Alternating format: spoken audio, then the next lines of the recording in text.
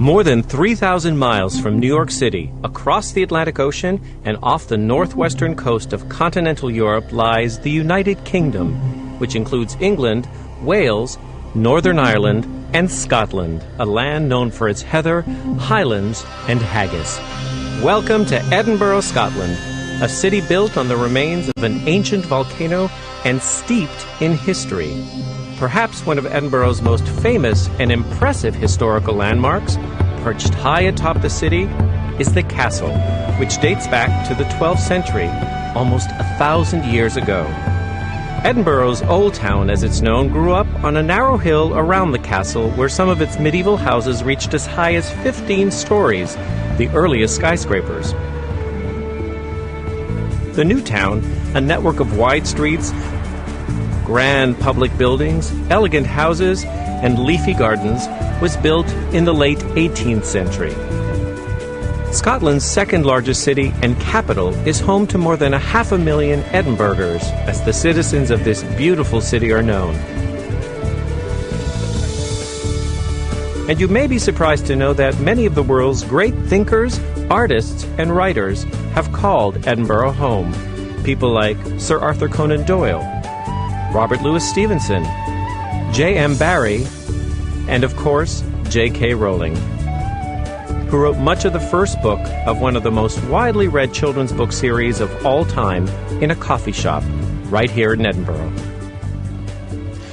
Hello everyone, and welcome to Harry Potter Beyond the Page. I'm Billy D. Michelle with Scholastic, and we are coming to you live from Scotland's capital, Edinburgh, the city J.K. Rowling calls home.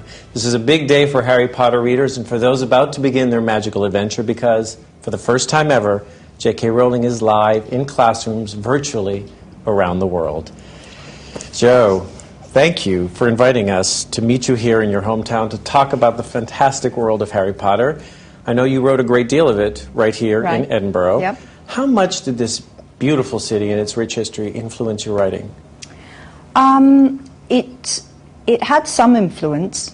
There are some small things that wouldn't have happened in the books if I hadn't been living in Edinburgh. For example, when I was looking for the surname of a particularly arrogant and annoying character, whose first name was Gilderoy, I happened to be in a church and saw the surname Lockhart, which is a beautiful surname, and a church here in Edinburgh I'm talking about, of course, and that's how Gilderoy got his surname. So there were small things like that. Names, sometimes street names, gave me detail in the books. But I have to say I'm a writer who can write pretty much anywhere. So it was wonderful to be writing in such a beautiful city, and this is a place that's got great coffee shops, which is where I did a huge amount of writing, so that helped a lot. And I would say that people here are very respectful of your privacy, so I was able to write in cafes for a long time. Even when Harry Potter was quite well known. So I'm very grateful to Edinburgh for that. That's a great city. It's been 5 years since the 7th and final book, Harry Potter and the Deathly Hallows, was published in 2007, and the series is still captivating readers. In the United States, teachers and librarians are creating Harry Potter reading clubs in their schools to introduce the series to new generations of young readers, and now, with Pottermore, the new online Harry Potter reading experience, millions more are beginning their Hogwarts journey.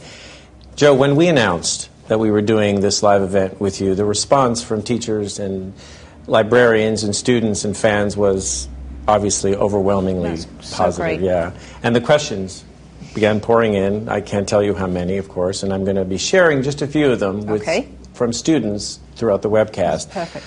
But out of all the questions we received, the one most frequently asked is one that you've been asked and answered countless times before. But I think with the series now a few years behind you, it's worth revisiting because it speaks to the phenomenon of Harry Potter. And I want to revisit those numbers for a moment. 450 million books in print worldwide, 73 languages, 150 million books in print in the U.S. alone and counting. It's staggering. And I think the question they all want to know most is, do you have any idea why these books have and continue to enchant readers, young and old, in such epic proportions? I have thought about this. I used to say, because it was an easy answer, oh, you should ask the readers, they know what they like. But over the years, I have come to understand the appeal a little better, mainly through talking to readers, I'd have to say. I think primarily people fell in love with the characters. Even though the magic is so much fun and the idea of this hidden world is so appealing, it's appealing to me as the author and as an adult, the idea that there's somewhere special, that you belong. I still think that it was the characters fundamentally that made people fall in love with the world, and above all, Harry, Ron and Hermione probably. Right, and we're going to talk about the characters because you're right, they're extraordinary. But I wanted to ask you, going back a little bit, was it always your dream to write? Always, always. I literally cannot remember a time when I knew that you had to earn your living in some way, and I didn't want to be a writer. And sometimes I was not very honest about that, because I think, well, I know my parents wouldn't have seen that as a very stable way to make a living, but it was always what I wanted to do. And in my heart of hearts, I knew that I was going to try as hard as I possibly could to write. And were you concocting stories even as a Yeah, definitely. The first book, so-called, I ever wrote, I was 6 years old, and it was about a rabbit called Rabbit. Yeah. I'd like to see that.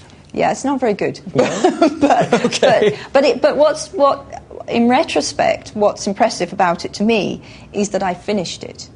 You see, I think that is the mark of someone who really wants to write. Right. Because beginning stories is often very easy, finishing them not so much. Right. All right, this next question is one of the first from students that I was talking about. Great. It's from Christy Crawford's 4th and 5th grade group at Bronx Community Charter School in New York City. Perfect. Let's take a look. My name is Brian. I'm a writer. We're all writers. In the books, Harry has teachers like Professor Dumbledore and McGonagall who encourage him to express himself. While you were growing up, did you have teachers who encouraged you to express yourself creatively? That's such a great question. I had several teachers who did encourage me to write.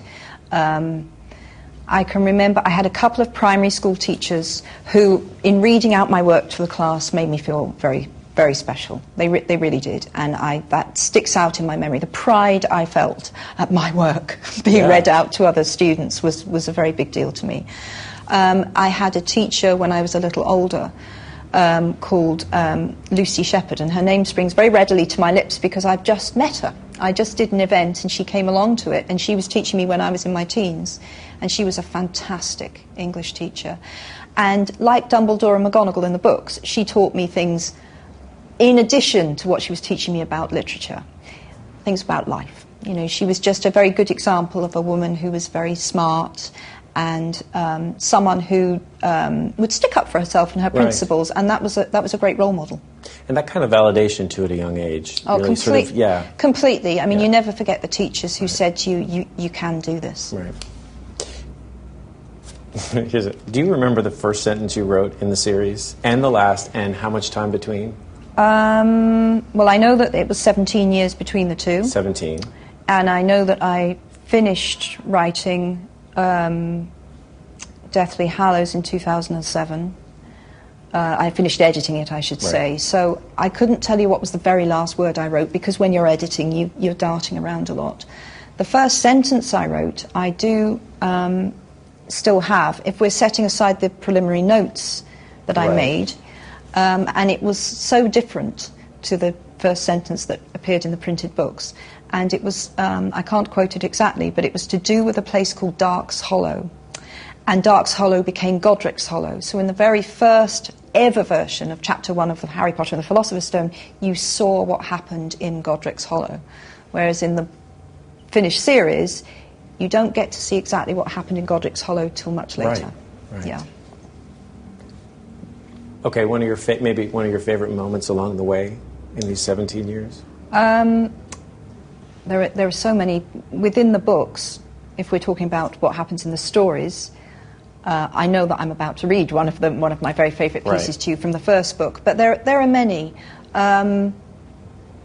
Luna's first appearance, because I love Luna Lovegood so much, and I was looking forward to writing her.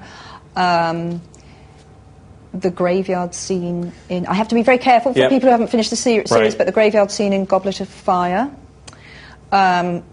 for different reasons, was great to write because I'd been aiming for that point for quite a few years by the time I got to write it, so that felt very satisfying. So there are loads of different, some just really small things that I still remember enjoying writing, like stupid jingles and things that Peeves says. They were always fun to do.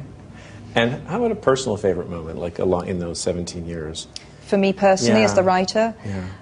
there have been so many, but I think the second American tour that I did was unbelievable, because at that point the books had become very popular, and I hadn't been exposed to how popular they'd become, physically exposed to it.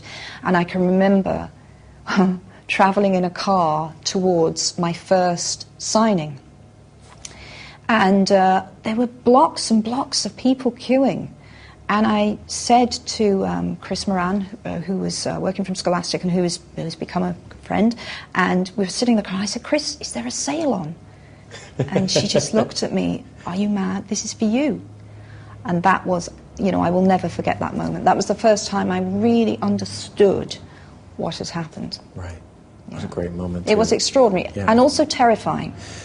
It was Yeah. it was scary as well, because I just hadn't expected that. The previous tour, although we'd had, maybe a couple of hundred people turn up occasionally, it hadn't been quite that crazy.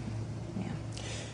Well, it's because you created one of the most magical worlds Thank you. ever, probably, or one of the most magical worlds you've ever seen in literature, for sure, and some of the most, as we said, extraordinary characters.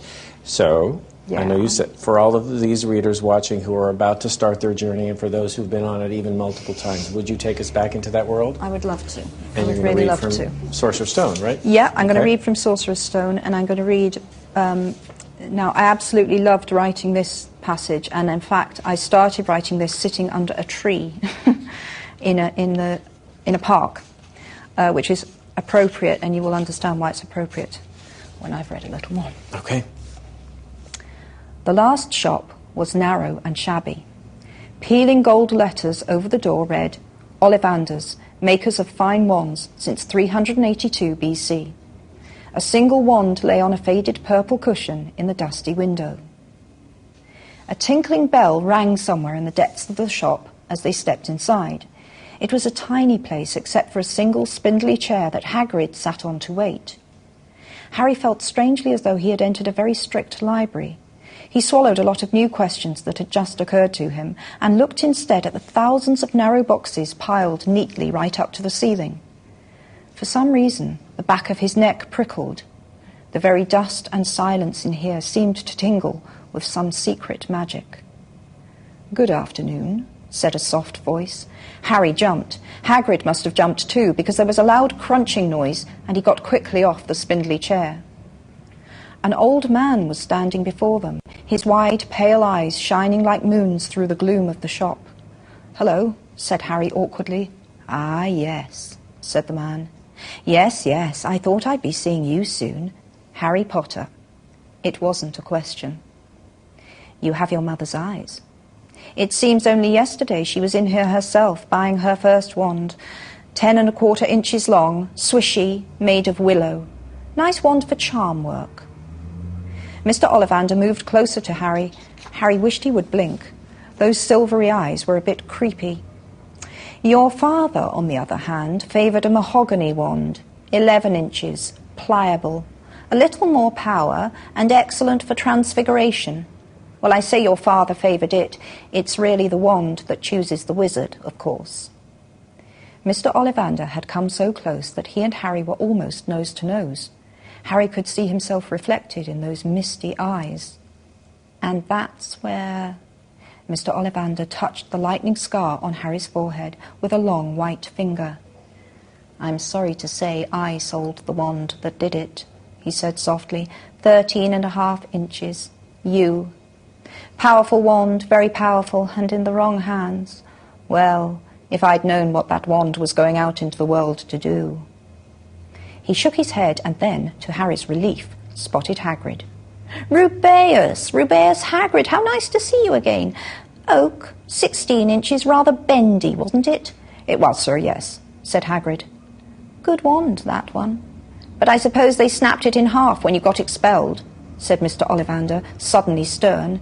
Yes, they did, yes, said Hagrid, shuffling his feet. I've still got the pieces, though, he added brightly. But you don't use them, said Mr. Ollivander sharply. Oh, no, sir, said Hagrid. Harry noticed he gripped his pink umbrella very tightly as he spoke.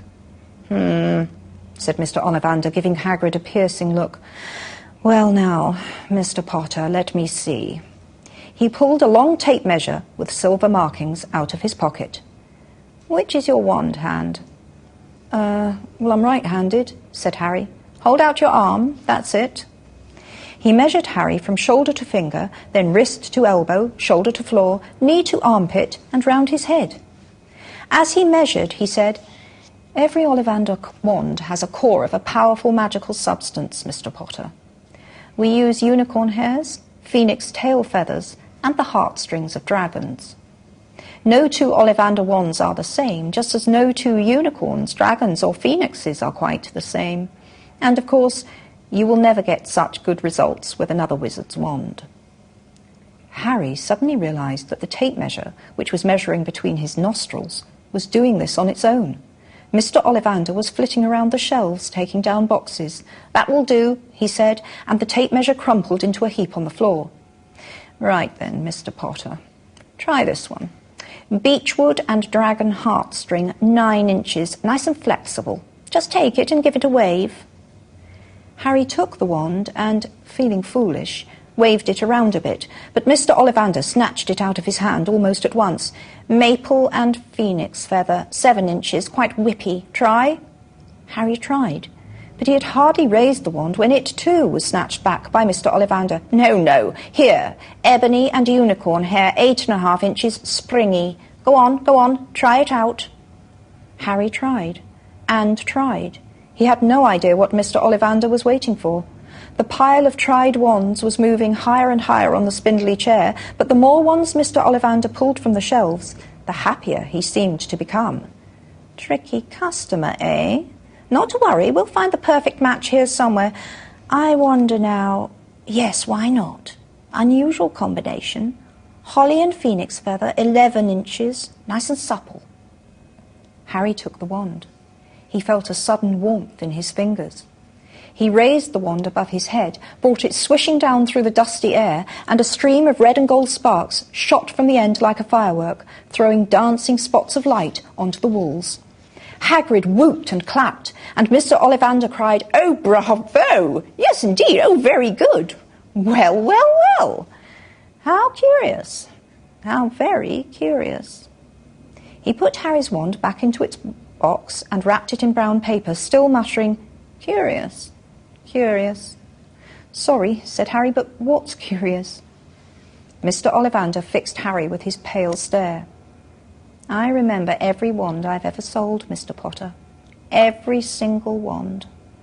It so happens that the phoenix whose tail feather is in your wand gave another feather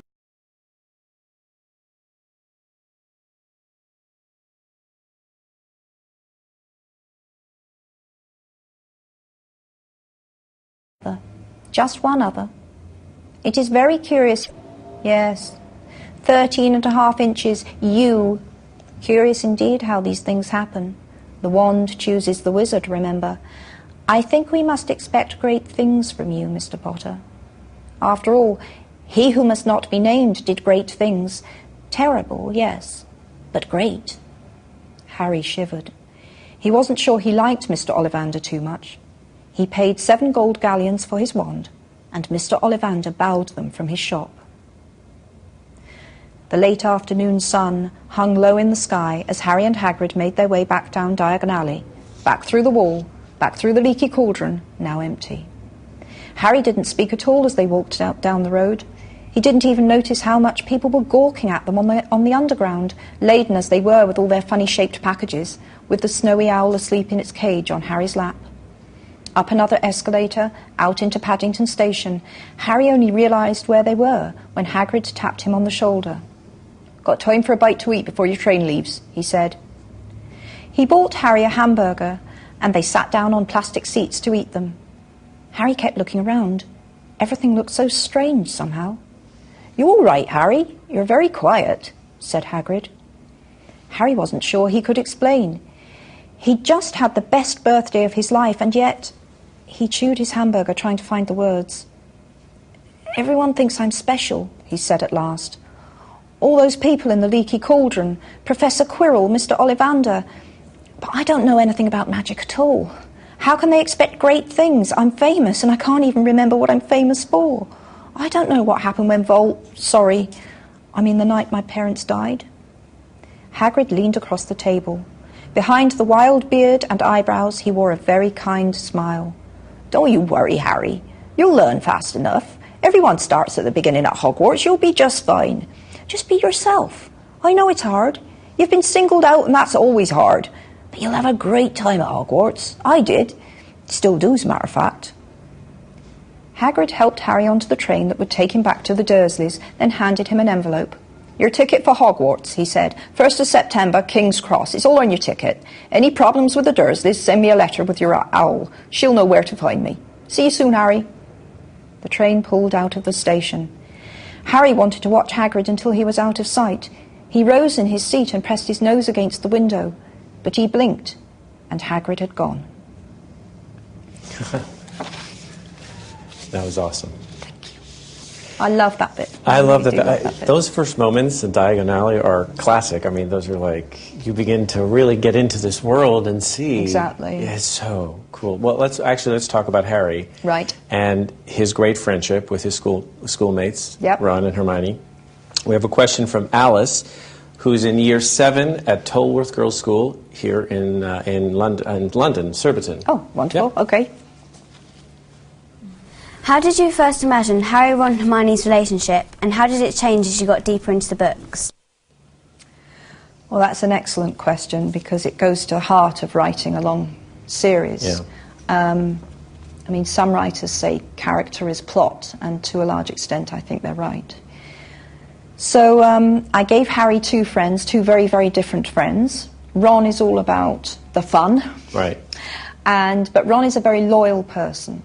He's a very human person, in some ways more human than Harry, who is someone who is a hero. A hero is often slightly set apart, not so much inhuman as a purified form of a human. Right. They're the one who must fulfill the quest. So Ron is there as maybe a slightly more real boy, with his faults and his flaws, and Ron gets scared, and Ron wonders, really, are we going to have to do this again? But he's always there by Harry's side, and Ron's one problem, which is Ron's problem and sometimes his friend's problem, is insecurity. Right. Ron feels that he's maybe not as good as his brothers. He comes from a very big family, and then he goes and makes friends with the most famous boy in the wizarding world.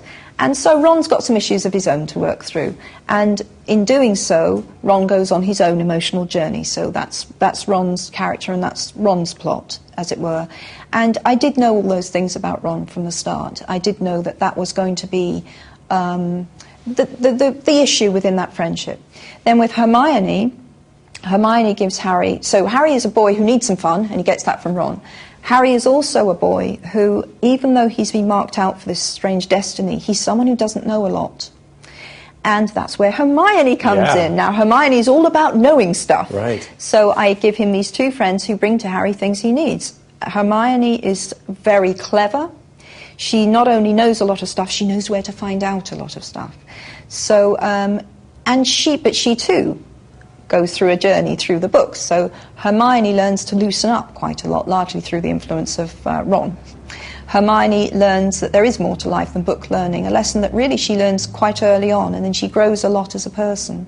So I did know those things about those characters even from the first book, and I think I needed to, because I would have run out of steam quite early on if I hadn't given them the potential to grow as people. But you know, what's so compelling too as a reader is that you watch and you feel this bond develop between, because Ron and Hermione challenge Harry in their very much so, and that's what keeps the relationship interesting. in that there is conflict within it, as there is with all human relationships. Absolutely. Even the deepest and the warmest friendships will be subject to trials. And what marks out a truly great friendship is not that it never had an argument or never saw any conflict, it's how you deal with those things. It survived it and became stronger because you had to be honest and you had to find a way of coping with those difficulties. So, yeah. But the other thing, too, is that as a reader, we feel like we're experiencing the journey alongside them. And that journey is actually more than just about magic, isn't it? Completely, because as we're saying, you know, these are three characters whose, without wishing to be corny or cheesy, what they really need to learn about is themselves. Mm-hmm. And they, of course, need to learn about each other, but self-knowledge is key. And without giving too much away again, when we get to Harry Potter and the Deathly Hallows, what the Hallows are and what they represent reveals a lot about the people who seek them, want to use them, and being drawn to a particular Hallow tells you something about the kind of person you are. And by the time they get there, Harry, Ron and Hermione are equipped to come near such objects. And that was an emotional journey that had very little to do with magic. So you're writing these three characters. Yep. Over an extended period of time. How much of you ends up in all three of them then? There's a good argument that says that, you know, an author is in every single character they write. They have to be. You have to understand from the inside what someone's going through, which means that you have to put yourself in a lot of different heads. Mm-hmm. With Harry, Ron and Hermione, absolutely, I am in all three of them. Harry is a curious character. He's not often the most popular character in the books, for a good reason, because he has to be this questing person, and often that person is, as I say, slightly less easy to love, because their flaws tend not to be run-of-the-mill flaws. But Harry is often the bystander, the eyes onto the world, and that gives him a particular power. He is slightly detached. Detachment isn't a very lovable quality. But often people who have that detachment are rather unusual and are able to do things. And most writers have a degree of detachment. So if I stand right back from those three characters, I would say that is the part of me that maybe is in Harry. Hermione is easy. I mean, Hermione is an exaggerated version of myself at that age. You know, she's not exactly like me, but I was certainly a very bookish girl, and I was the girl who would have gone to the library to look it up. You know, that's how I would have reacted to the challenges of Hogwarts. I would have gone to find a book.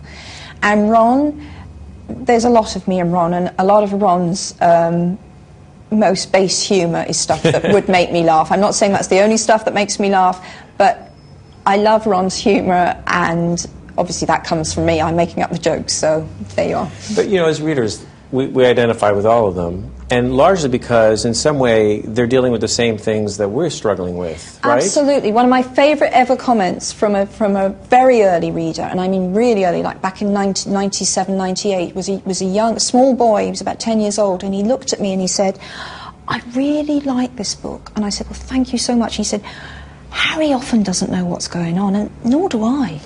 And that just spoke to me so much, because I think at that age, you know, he was semi-joking, but he meant it at the same time. And I thought, that's perfect. You've just summed it up. All of us having this sense of, am I the only one who doesn't know what's going on? That we've all felt that. And I think when you're young, starting a new school, those feelings are never as acute as at that time. And not always, you're not always conscious of the fact that there's this struggle going on, right? So it's these bigger themes of good versus evil, tolerance versus intolerance, love, hate. All of that permeates their characters and all of the characters in the book. And this next question from Donalyn Miller's 4th grade class at O.A. Peterson Elementary School in Fort Worth, Texas, speaks to that. Let's listen. Hi, my name is Mason. Did you know when you were writing the books that reading about Harry, Ron, and Hermione's experience would help us face our own challenges? Did I know? That's such a great question. I probably didn't know. Right. Because when you're writing, you're so inside the world, you're living it, you're feeling it. It's, to be honest, the last thing on your mind is, how will someone read this? You're too busy creating it.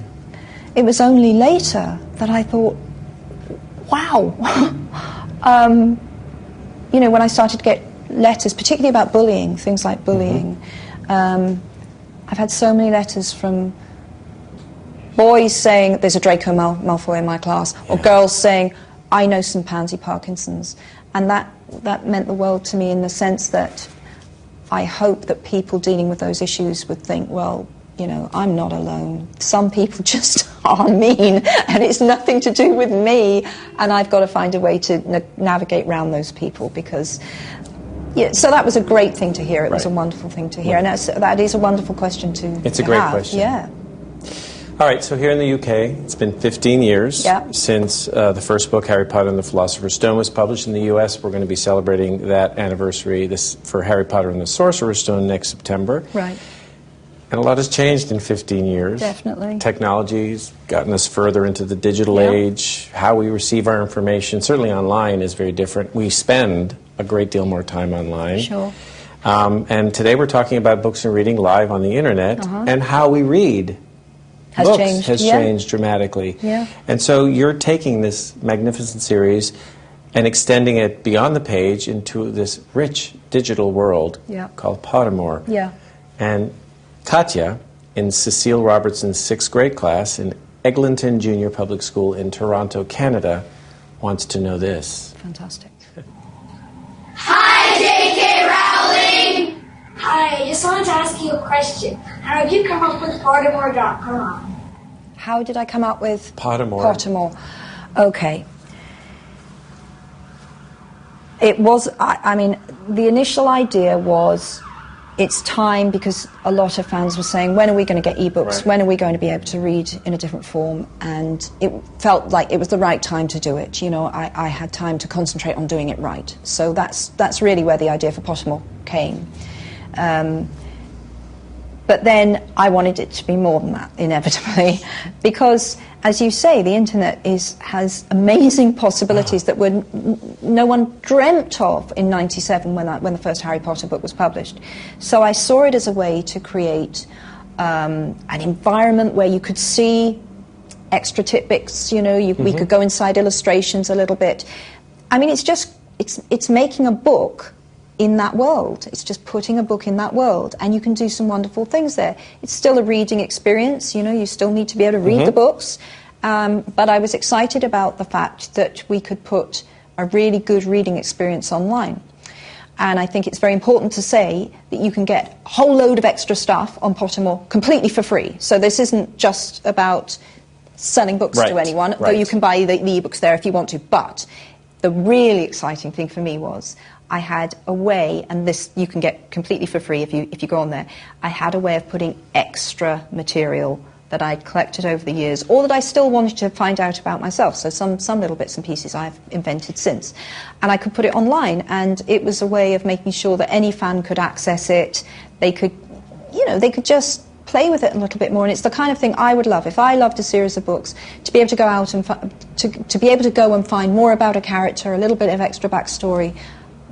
I would have adored, so it was a chance to do all of that. And as you say, still be reading the exactly, books. It's still a reading experience, yeah. Well, we have a little preview of what wonderful things await you on Pottermore. Let's take a look.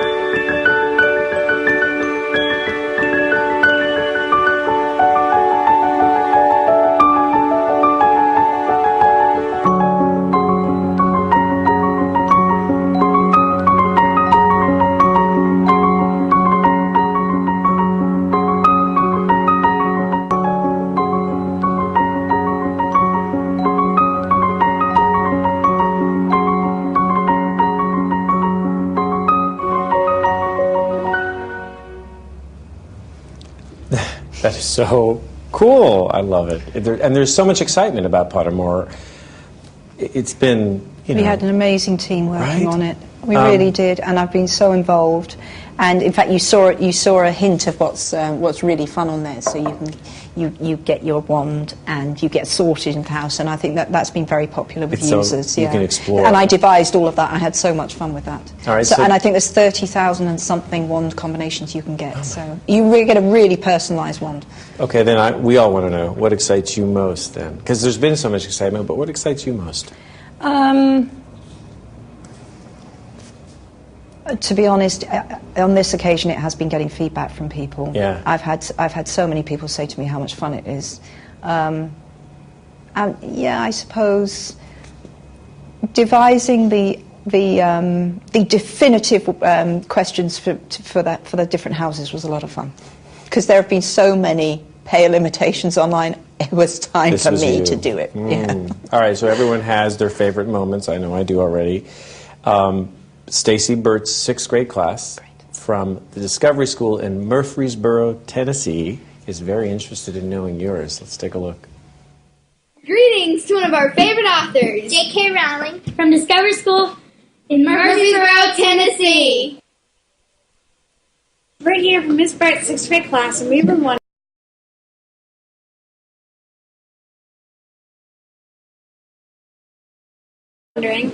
what are your favorite moments from Harry Potter and That's so nice. I'm loving the owls. Yeah. My favourite moment in Sorcerer's Stone, well, actually, funnily, you should say Diagon Alley being the moment that you go into the magical world is a great moment on Pottermore, I think. I love the illustration. And just to be able to move through the shops and pick things up. And, you know, it's like, I mean, at my age, pop-up books were really exciting. So this is like the ultimate pop-up book, isn't it? You see, with the illustrations, and there's that slightly 3D effect that you can move through. And that was very conscious, because when I wanted the style of the site to remain very book-like. So the illustrations aren't filmic, they look much more like book illustrations, like pop-up illustrations, which I love. You said there's lots of new, exclusive content, probably a fraction of what's in your head, I'm sure. Yeah. And Adam Carlin's, this is very creative 5th grade class at Turtleback Elementary School in San Diego, California. Great name. What's it called? Turtleback Elementary. Love that. They want to pick your brain a little bit. And this comes with a warning. There are special effects. Okay. I'm ready. Hi, J.K. Rowling! You inspire us! Have you enjoyed returning to Harry's story again? And have any of the characters come back and surprise you? That is... I have to say Turtleback has won so far. Best presentation. That was awesome. First of all, returning to Harry's story, I don't honestly feel like I ever left. I'm never going to leave. I'm never going to leave. It was 17 years of my life. I was quite heartbroken to finish writing. It was tough, very tough. Going back is so easy, it's ridiculously easy for me. I feel like I'm just unlocking a door back into my own house. And I love that. I love having the ongoing contact. So pulling things out of boxes or inventing a little bit more for Pottermore is just fun. And it's a wonderful way to stay connected to the world and to fans of Harry. So that's all great. Has a character come back and surprised me? I wouldn't exactly say surprised, because I did know them all pretty well. Having said that, I recently completed a full biography for Remus Lupin, who is one of my favourite characters in the series. And he's a teacher that Harry has in the 3rd book, Prisoner of Azkaban. And in writing Remus's biography, even though it was in my head, I'd never written it down, but I kind of knew what he'd done. But in writing it, I found myself getting very upset. That's all I can say, because I don't want to give anything away, but I did find myself getting quite emotional. So I can't say any more than that. I can't. You're getting emotional. I want to... Well, it just, I felt very connected to that character, and it was hard going back through his life again. We also have an exclusive first look at an illustration. Oh, perfect, from Pottermore, and we're going to take a look at it right now. It's exquisite. Isn't that beautiful? What are we looking at? I think it's inside the night bus. That's the night bus, exactly, yeah. Which is really how I imagined it. It's so funny because it looks so serene and comfortable, doesn't it? It does. And then the moment the accelerator hits the floor, you're in agony and everything's sliding everywhere. The night bus is fun. I liked the night bus. I love it. It's beautiful. It's got to be a thrill seeing all of this come to life, because that's the other thing. It's coming to life. It's been such a thrill.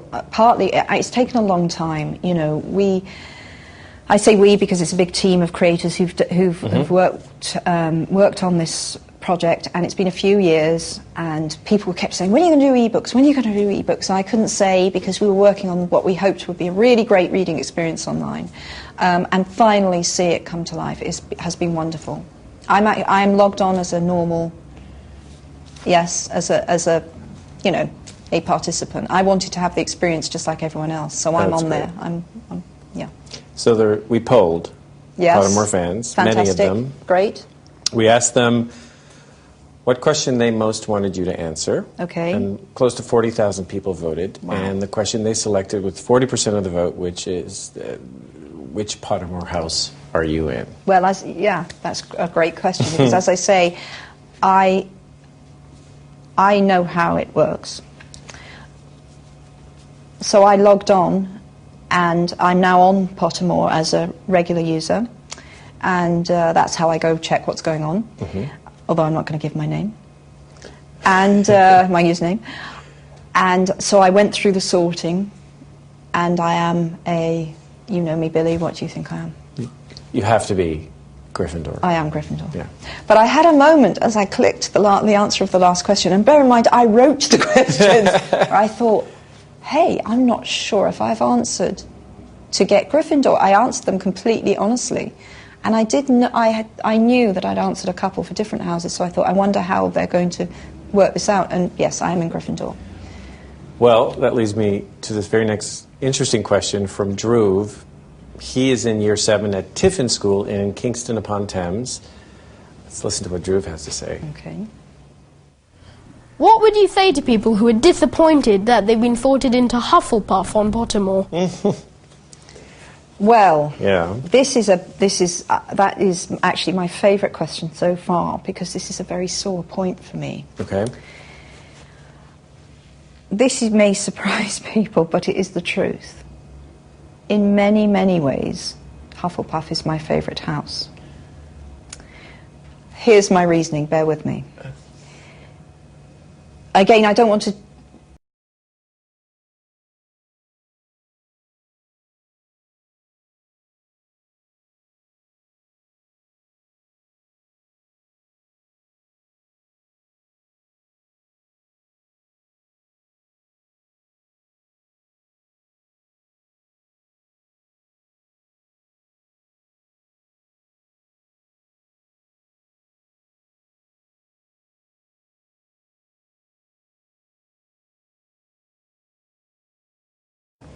The Gryffindors comprise a lot of foolhardy and show-offy people. That's just the way it is. I'm a Gryffindor, I'm allowed to say it. You know, there's bravery and there's also showboating, and sometimes the two go together. The Hufflepuff stayed for a different reason. They weren't trying to show off, they weren't being reckless. That's the essence of Hufflepuff House. Now, my oldest child, my daughter Jessica, said something very profound to me not very many days ago, actually. She said to me, and she, by the way, was not sorted into Hufflepuff House, but she said to me, I think we should all want to be Hufflepuffs. I can only say to you that I would not be at all disappointed to be sorted into Hufflepuff House. But I'm a little upset that anyone does feel that way. But you are a Gryffindor. I am a Gryffindor, but that's not all good. I know Harry's a Gryffindor, but Harry's a Gryffindor for the same reason I'm a Gryffindor. You know, Well, I've got a short temper. Harry's got his issues. I'm just saying. All right. Also, Gryffindor hasn't, despite the way it thinks of itself, it's turned out the odd dark wizard. Hufflepuff's got a pretty much clean record on that front. Of course. Yes, you see. All right, Hufflepuff there. As indeed Slytherin has turned out the more than one hero. That's right. Yeah. All right. Yes. Pottermore, up and running. Up and running, at last, thank goodness. 450 million books. Yeah, that's a few. What's next for you? What are you working on? More books. Definitely more books, yes. Right now, I'm still promoting, and will be for a few more days, the last book I published, which is a book for adults. Mm-hmm. Congratulations. Thank you very much. But I think that the next thing I publish is likely to be a book for children. The reason I'm not committing myself wholeheartedly is because after 15 years of being the writer of Harry Potter, where you'd say something and someone would seize on it and say, right, she's definitely doing that now, and you kind of felt you weren't allowed to change your mind, and it all got a little intense. So I try not to commit myself too much with my plans. So I'm not 100% sure what I'll do next, but I think it will be a book for slightly younger children. I think that will be the next thing I publish. Well, we will await it. Thank you. For whenever. Thank you. Exactly. All right, I did some of my own writing. Actually, rewriting. Rewriting, yeah. Okay. So there's a great French novelist. His name is Marcel Proust. Yes, indeed. He's penned a very famous questionnaire, which a lot of people have used. Indeed. I adapted it. Okay. A little bit. This sounds scary. My own version just for you. Okay. Lucky you. Are you ready to answer? I'm ready. Okay, here, now, first thing that comes to your mind, because it can go fast. Okay. All right. Okay. Gosh, that is scary. Okay. Here we go. Okay. Favorite color? Pink. I knew! I'm supposed to be going fast. I'm sorry. Favorite food? Sushi. Least favorite food? Oh, tripe. Which I have eaten, because I'll try anything. Let's and move on. It's as bad as it looks. Yeah. Favorite sound? Ooh, the sea or my husband snoring. Least favorite, I've heard the sea. Least favorite sound? My husband snoring when I want to get to sleep. Favorite sport? Quidditch, obviously. Yeah, of course. Okay. Favorite host who's ever interviewed you? No, I'm just kidding. Favorite thing to do when you're not working?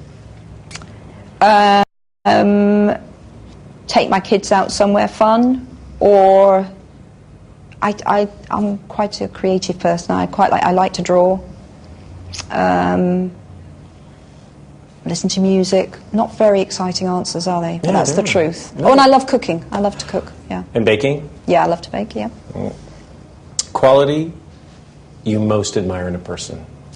Bravery. Yeah. Yeah, it is. That's a good answer. Yes. Okay, this is the last of the questionnaire. Complete the sentence. If I wasn't a writer, I would be... depressed. Is that a profession? There's nothing else. There's just nothing else that I would want to do. My youngest daughter said to me, not very long ago at all, she said, Mummy, if you had to choose between us and writing, what would you choose? And I said, I would choose you, but I would be very grumpy. Thank you for going along with that. That was fun. Yeah. Yes. I have so many more we can talk. Everyone said it, Harry Potter, massive success, but you've said this many times, Joe, that getting kids reading has been one of the most gratifying outcomes of writing the Harry Potter series. So 20 years from now, 50 years, 100 years from now, when they're still being read, what do you most hope that children take away with them from reading, from the experience of reading Harry? What I would most like to think they take away is what I take away from my favourite books, which is the knowledge that there's always somewhere you can go that you love and where you're safe. And that's how I feel about my favourite books, that wherever I am, if I've got that book with me, I have got a place I can go and be happy. So if that place is Hogwarts for anyone, then I couldn't be more honoured or more humbled.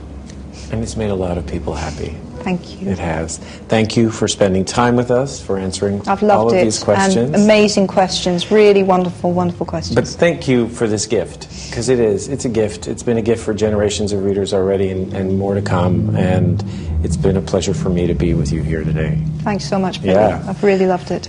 Thank you all for tuning in. We're so glad you could join us virtually here in this gorgeous city of Edinburgh.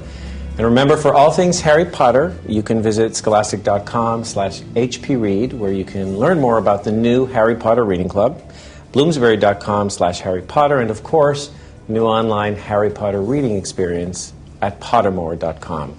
Many options, but they all lead to J.K. Rowling's magical world of Harry Potter. Have a great day and keep reading. Thank you.